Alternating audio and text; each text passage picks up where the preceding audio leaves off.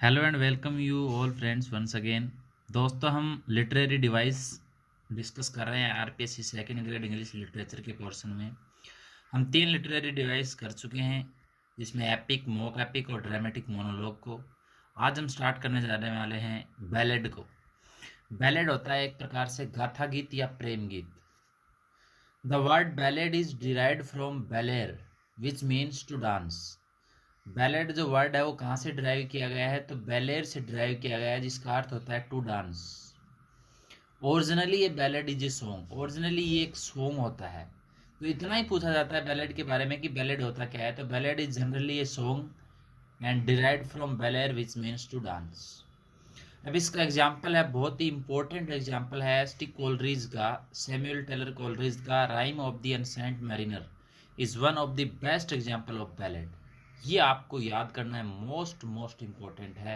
ST. Coleridge का rhyme of the ancient mariner किसका example है, तो बैलेड का एग्जाम्पल है। नेक्स्ट लिटरेरी डिवाइस हम डिस्कस करते हैं हाइपरबली, जिसे कहा जाता है हिंदी में अतिशयोक्ति। तो देखते हैं, हाइपरबली इज एन एग्जरेटेड फॉर्म होती है। एग्जरेटेड का मतलब होता है किसी बात को बढ़ा चढ़ाकर कहना। It is simply exaggeration saying much more than it meant, यानी सिंपली एक एग्जरेशन होता है saying much more than is meant, जिससे जितना मतलब होता है उससे ज़्यादा अपनी बात को बढ़ा चढ़ाकर कहना, ये एक प्रकार से हाइपरबली है। In other words, hyperbole is a figure of speech in which statement is made emphatic by exaggerations. Statement को और ज़्यादा प्रभावी बनाया जाता है किसके थ्रू, एग्जरेशन के थ्रू, बढ़ा चढ़ाकर बात को कहना। इसके कुछ एग्जाम्पल्स हैं, वो आपसे एग्जाम में पूछे जाएंगे। या तो आपसे डेफिनेशन पूछी जाएगी, या आपसे फिर इस प्रकार का एग्जाम्पल दे दिया जाएगा और फिर पूछा जाएगा which literary forms is in it. तो let start. Belinda smile and the entire world was gay. बेलिंडा मुस्कुराई और पूरा संसार जो है वो खुश हो गया, प्रसन्न हो गया। तो बेलिंडा मुस्कुराने से क्या सारा संसार खुश हो गया? नहीं। इसका मतलब ये है कि बेलिंडा इतनी अत्यधिक मुस्कुराई कि वो खुश हो गई, लेकिन बढ़ा चढ़ाए बात को कहा कि एंटायर वर्ल्ड वाज गे। जैसे he runs faster than the aeroplane, कि वह एरोप्लेन से भी तेज दौड़ सकता है। अब यहाँ पर इसका मतलब ये है कि वो काफी तेज दौड़ता है, लेकिन क्या वो एरोप्लेन से तेज दौड़ सकता है? नो। बट यहाँ पर बात को और ज्यादा एग्जरेशन के थ्रू एम्फेटिक बनाया गया है कि वह तेज दौड़ सकता है, मतलब कि वो बहुत तेज दौड़ सकता है। और इसने यहाँ पर कह दिया कि runs faster than the aeroplane, कि वो एरोप्लेन से भी तेज दौड़ सकता है। क्या एरोप्लेन से तेज दौड़ सकता है? नो। जैसे reverse of blood flowed in the battle, कि युद्ध में खून की नदियां बह गई।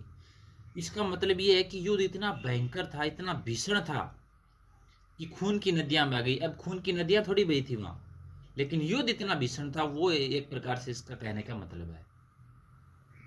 The clouds broke when he sneezed, बादल फट गए जब उसने छींका। तो क्या ऐसा हुआ? बट नहीं। तो मतलब उसने इतनी जोर से छींक मारी कि बादल फट गए। इसका मतलब ये था कि उसने जोर से छींके मारी। Bhima had the strength of 1,000 elephants, Bhima में 1000 हाथियों की शक्ति थी। क्या थी? 1000 हाथियों की नहीं थी, बट इसका मतलब ये है कि भीमा बहुत पावरफुल था। ठीक है, तो इस प्रकार के एग्जाम्पल्स आपसे पूछे जाएंगे और उसमें पूछा जाएगा कि ये कौन सी लिटरेरी डिवाइस इसमें है। तो ये था हाइपरबली। आई होप आपको अच्छी तरह से समझ आ गया होगा। नेक्स्ट हम बात करते हैं ओनोमेटोपिया की। ओनोमेटोपिया होता है एक प्रकार से ध्वनि अनुकरण। कैसे हम समझते हैं? Onomatopoeia is the combination of sounds in a word that imitates or suggest what the word refers to. उसका जो साउंड है वर्ड का, वो आपको सजेस्ट कर देता है कि वर्ड क्या रेफर करना चाहता है। In this literally term the sound suggest it's sense, sound इसकी सेंस को सजेस्ट करता है और मीनिंग को। We have all hear train puff up, train puff up करती है, एंड डॉग्स बो वाउज।